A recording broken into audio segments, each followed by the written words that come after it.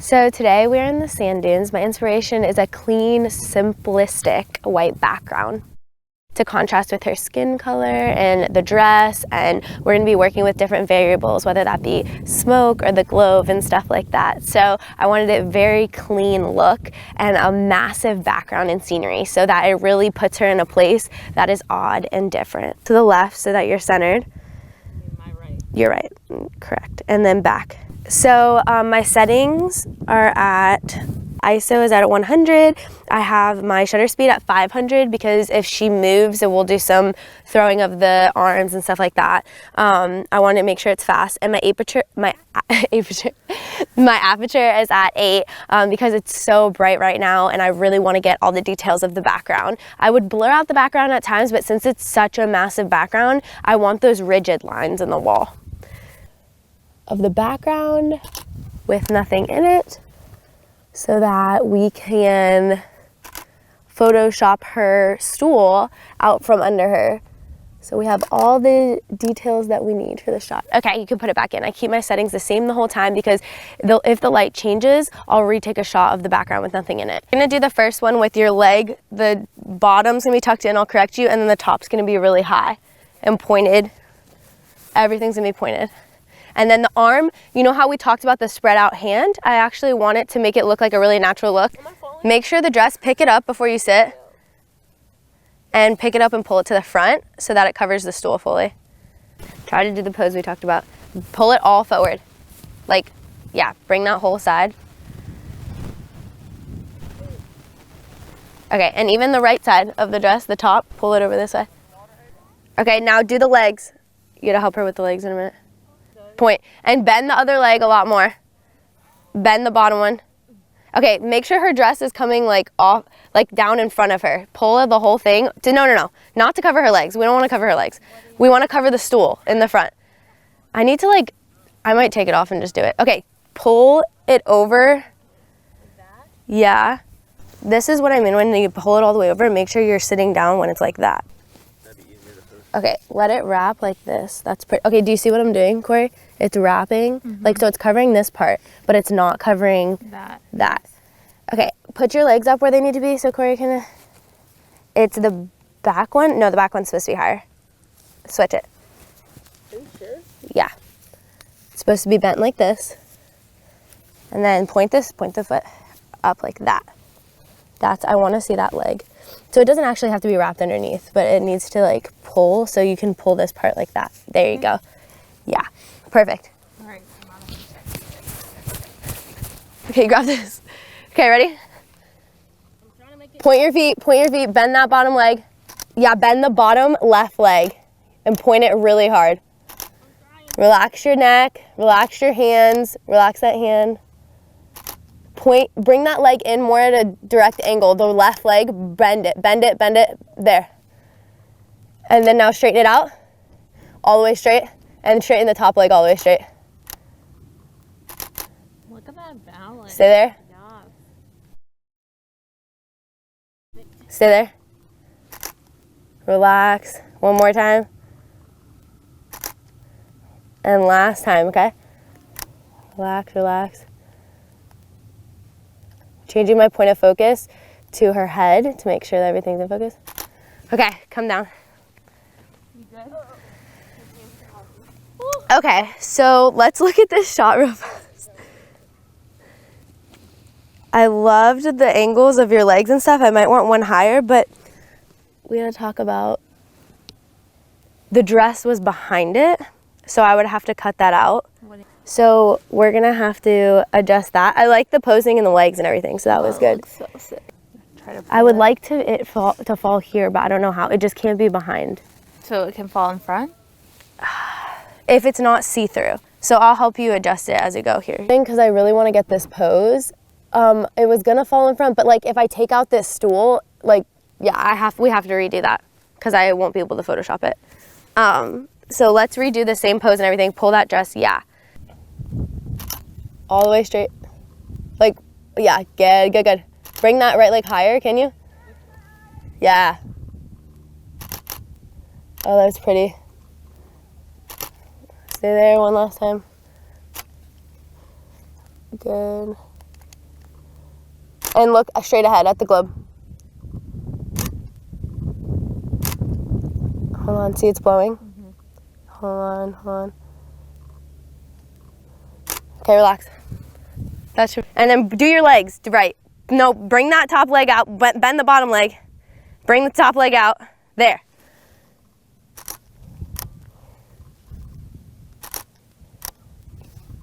Move the globe away from her and reach towards the globe. And that you can see through. Now bring your arms up like by your chest. Yes.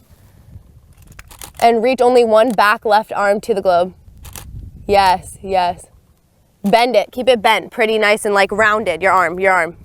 There, yeah, good. Bring your head up just a little bit. Good. Bend, you forgot your legs. There. Bring the leg higher. Use those ab muscles. Now relax. Now take the stool out and you grab the globe. And take everything out of the frame. I need to reshoot the background.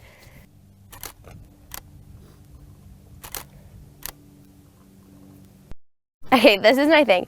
I want to do the rusty background because it'll be a really nice contrast with her beautiful, elegant look, but I need to do the smoke bomb last because once we do that, we don't know what kind of colors are going to be all over her and stuff like that. So I'm thinking we're going to go do the rusty spot and then come back here or maybe a little bit over there depending on the sun. We'll do the smoke bombs at the end and we'll be done.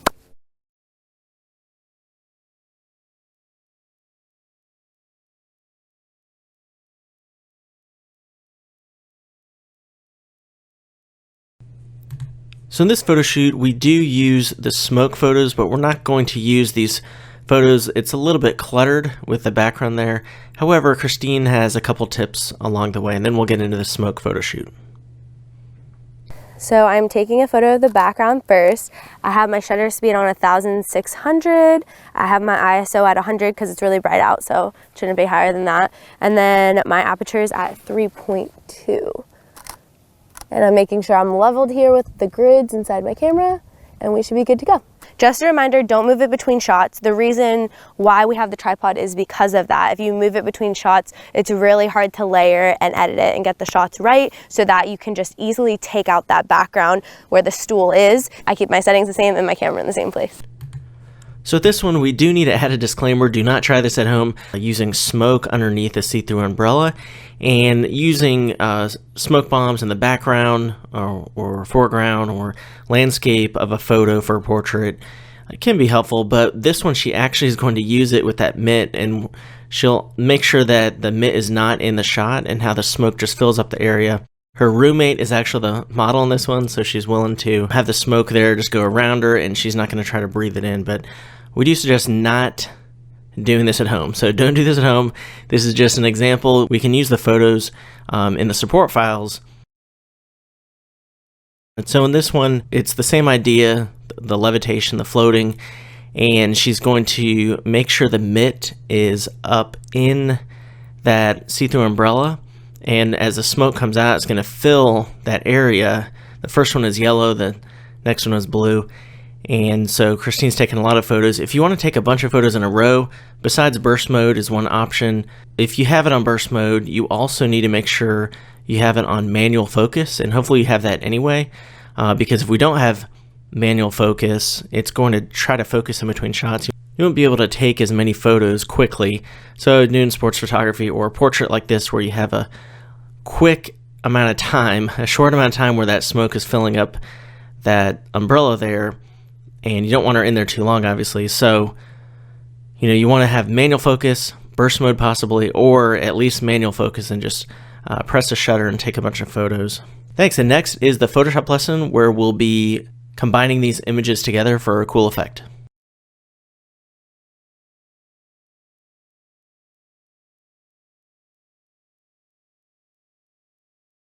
Alright, in this lesson, while we work on this next image, you'll learn a couple more techniques. For example, Photomerge technique, as well as clone stamping from one layer to another. So go ahead and open up the files and follow along Project 1 in the Dunes and Smoke folder in the support files. And you'll notice that these are slightly different in their angle.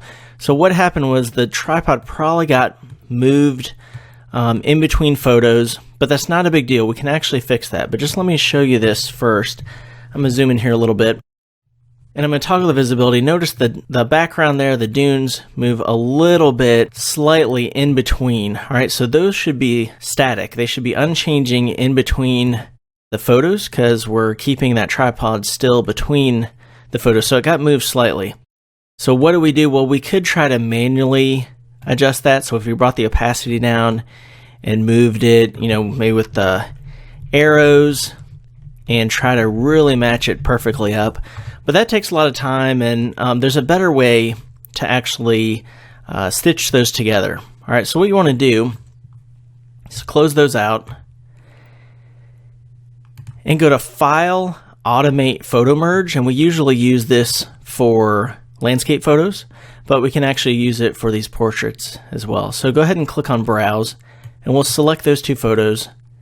And let's do content aware fill transparent areas. What that does is if there's some areas on the edge that are blank after they stitch them together just because of rotating, then it'll fill that area with what Photoshop thinks should be there. So it'll clone and add some content to the very edge.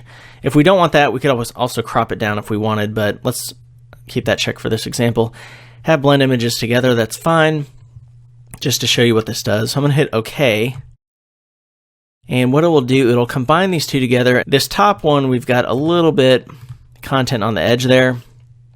So I'm going to drag that to the bottom. The main ones, you'll see the difference here. I'm going to actually shift click these to turn those off. And so we have that, and then we have that. See how there's not much. Because of the wind, they're slightly different there with the grass or whatever up there. But overall, those are pretty similar. All right, the shadows are slightly different.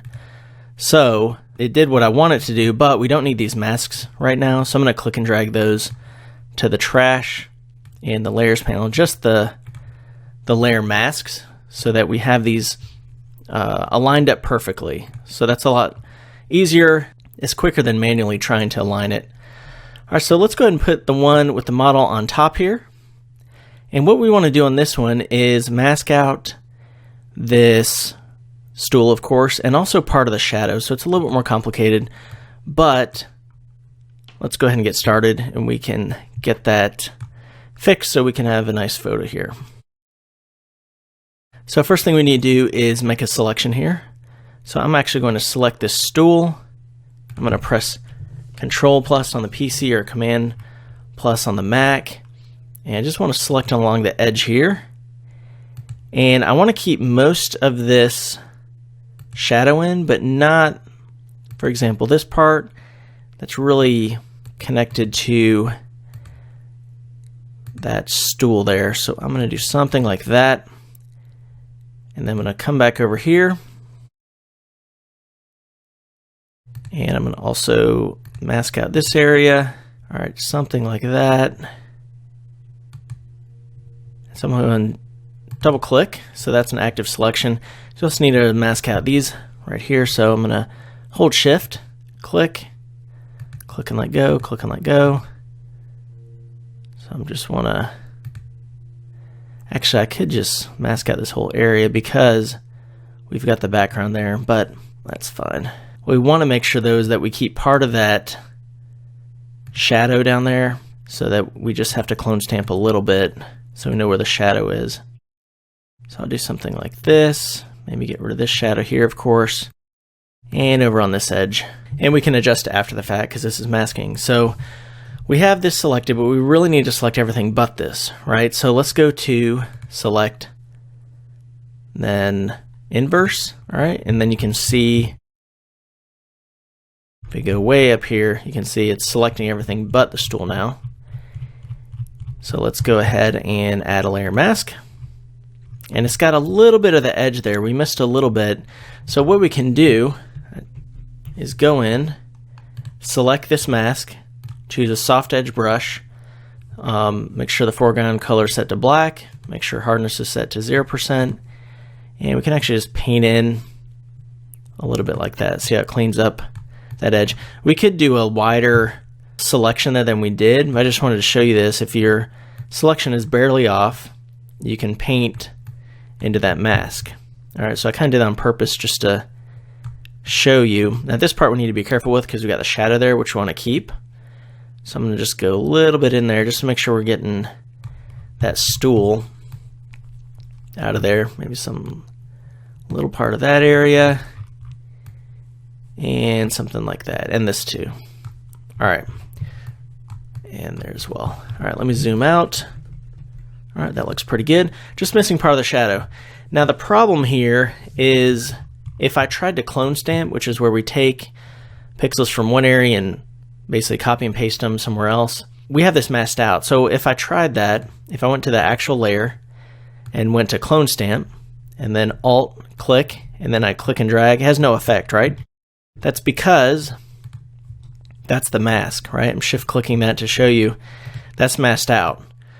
So we can't really add content there. What we need to do is add a new layer. So click create a new layer icon on the bottom of the layers panel, and then click on this layer right here, and we want to alt and just sample. So alt click here for the source, make sure opacity is 100%, flow is 100%, mode is normal, and then also sample all layers is fine. But now we're going to navigate and select the top empty layer right here, and we're going to click and drag. It's basically just taking from wherever the source is, and we want to sample often, so click this top layer again, and then alt, let's sample somewhere else, and then click that layer again as well. It's just one way to do it. Pulling content from another layer and then putting it on this top layer here. All right, so I'm going to sample again, and that should be good.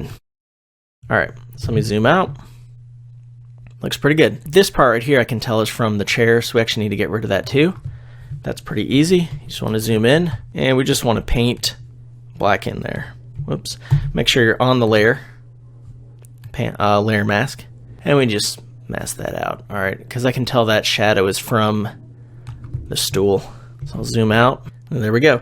Now if we want to connect those, because she is touching that globe there, so really we should connect those, we can do the same thing. Go ahead and let's use clone stamp tool, alt click, and then go on the top here, and then click. All right, so I'll repeat that process, alt click, just so we're not repeating it too much, just sample often. We don't want to cover up the hair there, so we'd want to zoom in and really customize it if needed. I'm going to sample from over there, add a little bit more weight to this area here.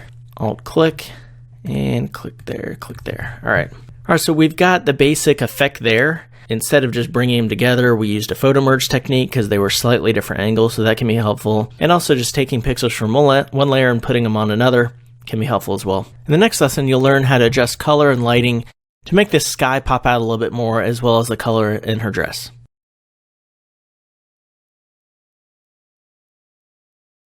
All right, in this lesson, we're going to go over a couple color and lighting adjustments. One thing up here though, see this, it might be from the lens or might be a lens flare. Things like this we can easily fix if you click and drag up here with the zoom tool. And what we can do is with this actual layer selected, not the layer mask, but the layer. And one thing you could do is patch tool. If you click and drag around it, click and drag over here to sample from, then it kind of samples with a seamless edge. You can also, of course, use the clone stamp tool again, and I'll make the brush a little bit larger. Make sure you have a soft edge brush. Alt click or option click, and then click and drag. And that's a little bit dark. You can see how that pulled it. It's a little darker up there, so we actually need to alt click over here. It says a similar value or level of light. So we adjust those up there, and that looks a lot better. Now, one thing we want to take in consideration when we're doing these is adjusting the lighting and the color so they really pop out a little bit more. Now, if we do adjust the lighting, say where we are now, it would only adjust the lighting or the color on that layer. So I'll show you what I mean. If I go to image adjustments, say if we did hue saturation, all right, it comes up with this dialog. Let's say I brought the saturation way high to exaggerate to show what I mean. It only affects the area on this layer, so it's not going to affect this area where we masked out, so that's problematic. Also, if I'm on this layer here below it and I go to image adjustments, hue saturation, and pop that out. Notice it only affects the layer that we're on. So we really want to adjust both of these layers. So we could, of course, flatten it if we wanted to, if we just went to layer and then flatten image. But then we don't have these layers if we want to adjust it after the fact, right? We don't want to flatten images because we have more editability with all the different layers. And we always want to save it as a PSD file, of course, for our own records, even if we save it as a PNG or a JPEG or some other file format to use online or in a layout, for example. So what we could do is select all these. If you click the top layer and then hold shift and click the bottom layer, it selects all of them in between. And we can go to layer. If we went to merge layers or even merge visible, it would be almost the same thing as flattening the image. It would just combine them all. We wouldn't have those layers. So instead, what we could do, instead of Control E, which merges them all as well, or Command E on the Mac, we can actually hold Control Alt E or Command Option E on the Mac. And what that does is it merges these four together, but creates a new layer with those four merged up top. And now we have a layer to work with. This is kind of our final product from the work earlier, all right, that we can continue to work on. It's best practice is to work on a duplicated layer, so we can actually press Control J on the PC or Command J on the Mac, and that's going to duplicate that top layer, just so we have a layer here as well to work with. If we do some changes and don't want to do undo or history adjustments, we just want to work with another copy, we can have that there. So in order to make this color pop out a little bit more, there are a couple options. If you go to Image, Adjustments, all these relate to lighting or value. So we have brightness or contrast. It's going to affect how contrasty the image, the lights and the darks, as well as the overall brightness. If you go to levels, that brings up this dialog, and you can adjust the midtones, how light or dark they are.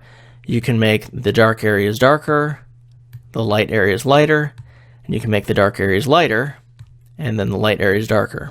All right, and you can also only affect certain channels, so RGB, red, green, or blue, and you can also do some of the customized presets there as well.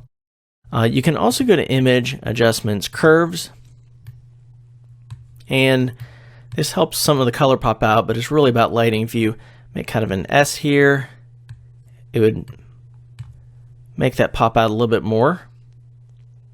And if you toggle the preview, you see the before and after. All right, so that's another possibility.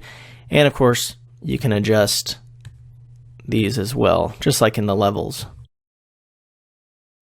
Now that is primary lighting. You can also go to Image Adjustments, and these all have to do with color basically. So we have vibrance, hue, saturation, color balance. If you want to do black and white conversion, add some photo filters, like if it's too warm, you can add a cooling filter.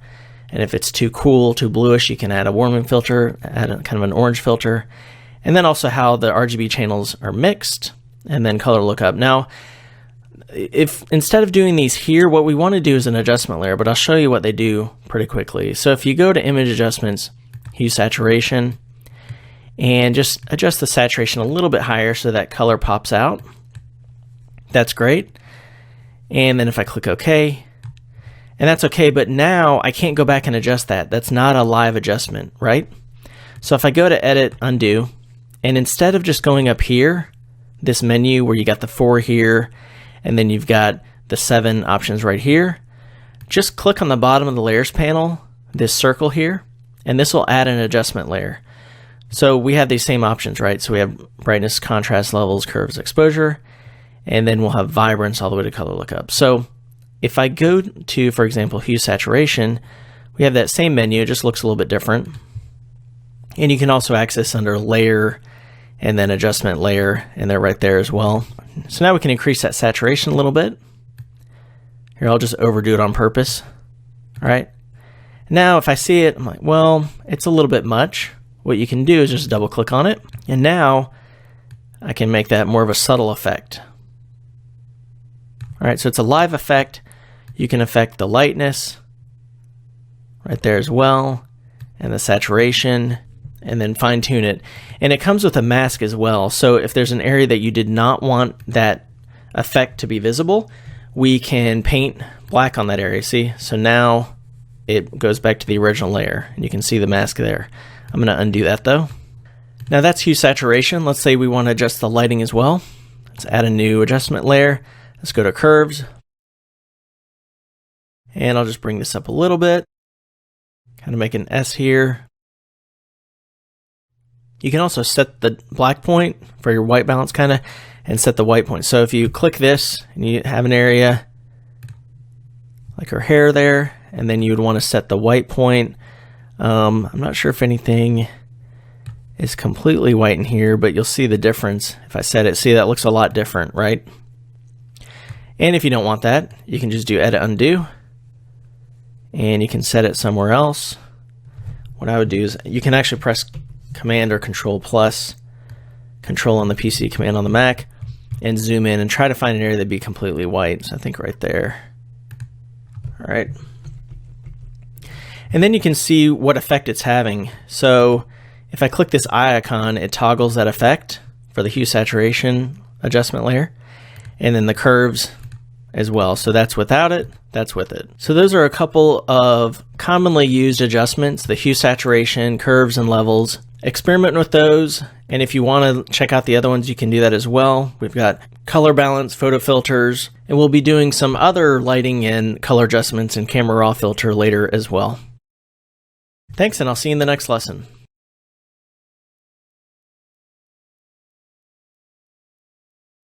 All right, welcome to the next example in this series. In this one, we can see I have both of these open. You don't have to open them like this yet. I'm going to show you. We're going to use Photomerge, but in between the shots, we can see that slightly different angle, right? So the tripod or the camera wasn't quite consistent in between. So again, we could bring down the opacity and try to match that, with the keyboard, try to match it perfectly. But again, let's go ahead and just go to Photomerge. So go to File, Automate Photomerge. I want to go to Browse, open up these two from Support Files, Dunes and Smoke, Follow Along Project 2. And with this one, let's uncheck Blend Images Together. We don't need those masks added for this. And let's just click OK. All right, so it blended those together. One problem, though, as we can see, is that, see this empty area along the bottom? Two things we could do. We could use the crop tool here on the tools panel, hit clear if you have any preset there. We just want it normal. And you could crop out the edge if you wanted. You could do something like that. Just double click inside and then it's cropped. Or, I'm going to undo that. Or another option is content aware fill. So let's go ahead and show you how to do that. Marquee selection tool, rectangular marquee tool. Let's go ahead and click and drag around the edge there. Hold shift, click and drag around that edge there. So we've got an active selection along this area where we have the empty transparent pixels. Then just go to edit fill. And then we want to make sure content aware is selected. Click OK.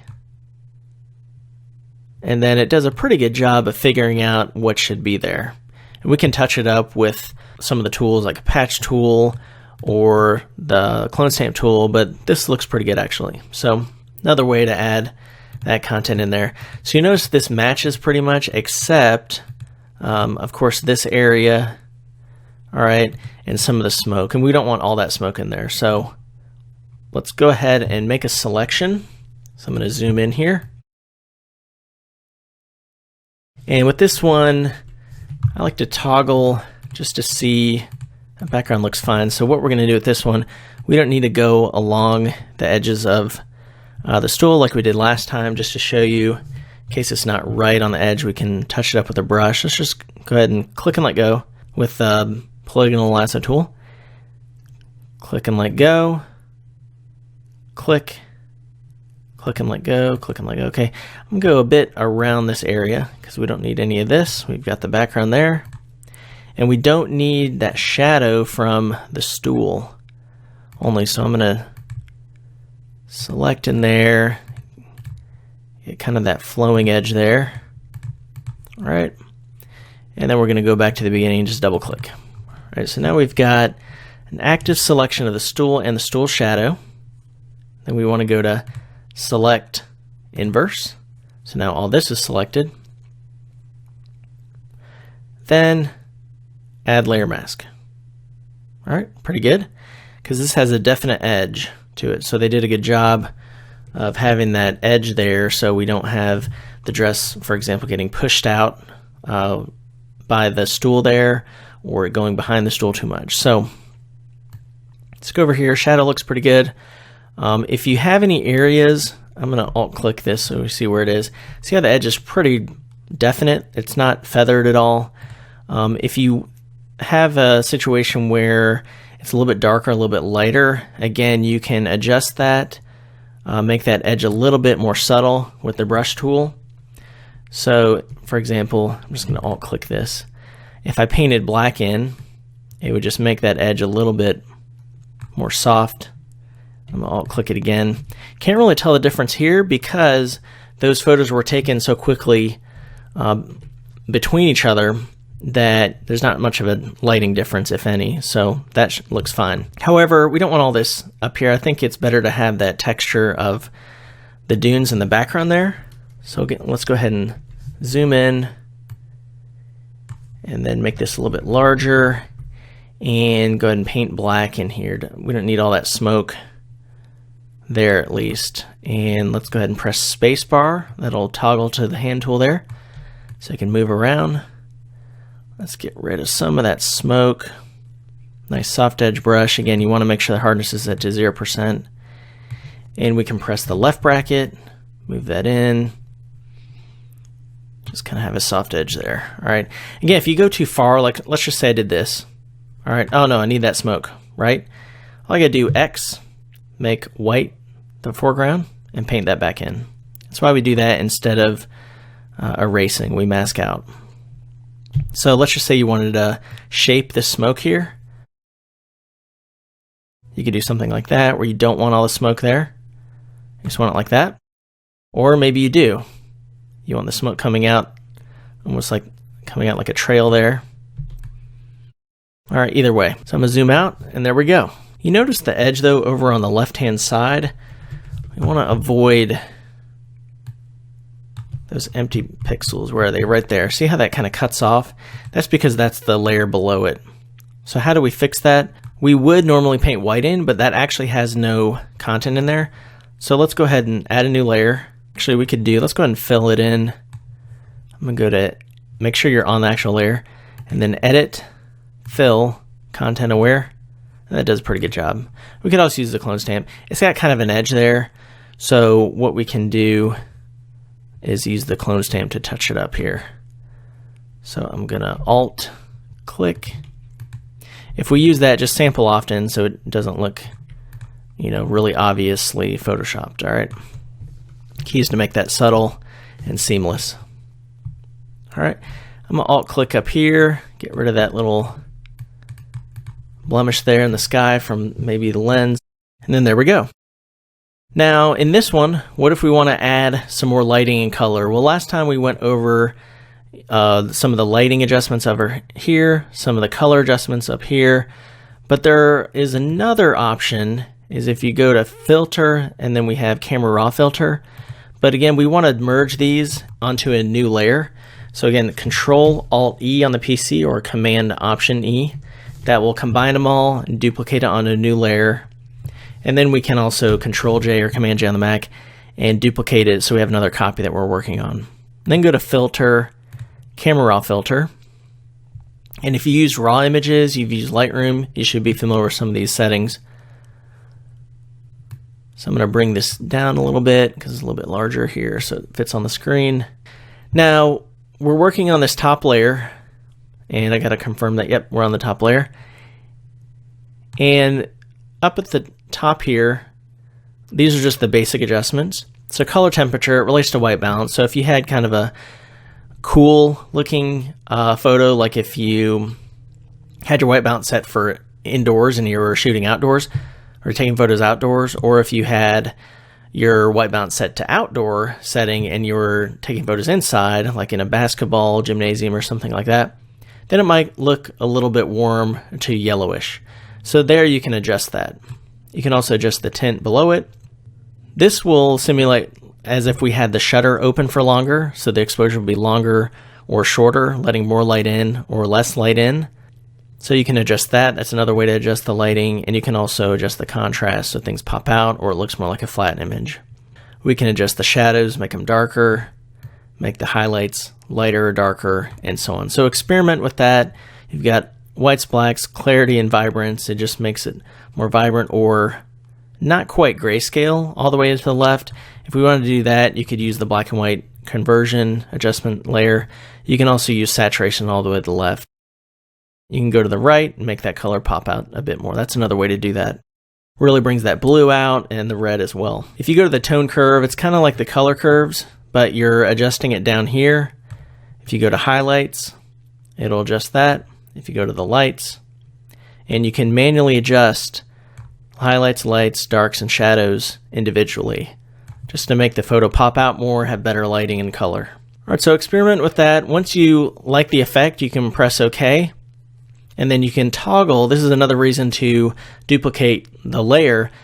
You can toggle this visibility and you can see the before and after. So there's the before and then there's after. And if you think it's a little bit strong of an effect, you can adjust the opacity so it's partially transparent, so it starts to show through to the original layer as well. So thanks, and we'll see you in the next lesson.